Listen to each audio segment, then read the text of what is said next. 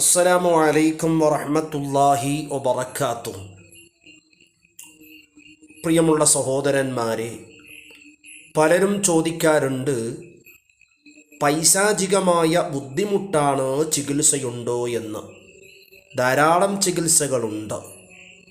ചിലപ്പോൾ നിങ്ങൾ എനിക്ക് വാട്സപ്പിൽ മെസ്സേജ് ചെയ്യുമ്പോൾ അതിന് ഉടനടി മറുപടി തരാൻ സാധിച്ചെന്ന് വരില്ല. കാരണം പല തിരക്കുകളുടെ ഇടയിലാണ് ഞാനുള്ളത്. ഇരിക്കട്ടെ, പൈശാചികമായ ബുദ്ധിമുട്ട് കൊണ്ട് പ്രയാസപ്പെടുന്നവർ, നിങ്ങൾ ഒരു കുപ്പിയിൽ വെള്ളമെടുക്കുക. ചില്ല് കുപ്പിയിലാണ് വെള്ളമെടുക്കേണ്ടത്. അതിലേക്ക് സൂറത്തുൽ ഫാത്തിഹ 7 തവണ മന്ത്രിച്ച് ഊതണം. അതുപോലെ 101 തവണ ആയത്തുൽ കുർസി മന്ത്രിച്ച് ഊതുക. 100 തവണ ബിസ്മില്ലാഹിർ റഹ്മാനിർ റഹീം മന്ത്രിച്ച് ഊതുക. വലാ യഊദുഹു ഹിഫ്ദുഹുമാ വഹുവൽ അലിയുൽ അലീം എന്ന ആയത്തുൽ കുർസിയിലാണ് ഉള്ളത്. അതും ഒരു 100 തവണ മന്ത്രിച്ച് ഊതുക. ശേഷം യാ മുദില്ലു കുല്ലി ജബ്ബാരിൻ ബിഖഹ്രി അസീസ് സുൽത്താനിഹി എന്നത് 313 തവണ ചൊല്ലുക. സൂറത്തു ദുഖാൻ 1 തവണ. ശേഷം വെള്ളത്തിൽ ഇസ്ഫി എന്ന് പറഞ്ഞ് ഊതണം. ആ വെള്ളം ഒരു ദിവസം പൂർണ്ണമായും കുടിക്കുക എന്ന് പറഞ്ഞാൽ ഒറ്റ അടിക്ക് കുടിച്ച് തീർക്കാതെ രാവിലെയും ഉച്ചക്കും വൈകുന്നേരവും രാത്രി കിടക്കുന്ന സമയത്തുമാക്കിയിട്ട് കുടിച്ചു തീർക്കണം. ഒരു കുപ്പി വെള്ളം ഏകദേശം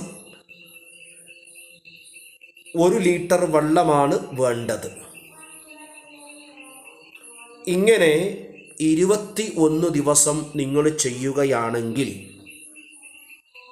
തീർച്ചയായും നിങ്ങളുടെ ശരീരത്തിൻ്റെ ഉള്ളിൽ നിങ്ങളെ പ്രയാസപ്പെടുത്തുന്ന, നിങ്ങളുടെ ശരീരത്തെ ക്ഷീണിപ്പിക്കുന്ന, നിങ്ങളുടെ രക്തത്തെ വലിച്ചു കുടിക്കുന്ന, ശരീരത്തിന് മരുന്ന് ഫലിക്കാതിരിക്കാൻ പല കുതന്ത്രങ്ങളും ചെയ്യുന്ന പിശാചിൻ്റെ ശർറിൽ നിന്ന് മോചിതനാവാൻ പറ്റും.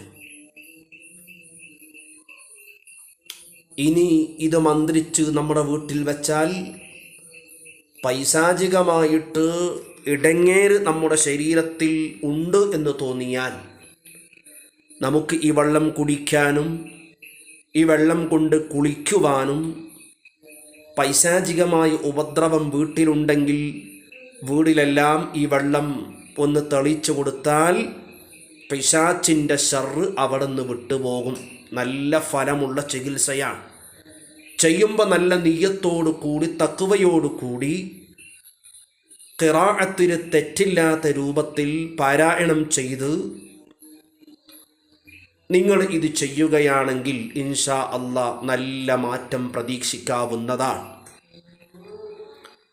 അല്ലാഹു സുബ്ഹാനഹു വ തആല പ്രയാസപ്പെടുന്ന, യാതനകളും വേദനകളും കടിച്ചറക്കുന്ന കുടുംബത്തിന് അല്ലാഹു ക്ഷമയും സമാധാനവും പരിപൂർണ സലാമത്തും നൽകട്ടെ.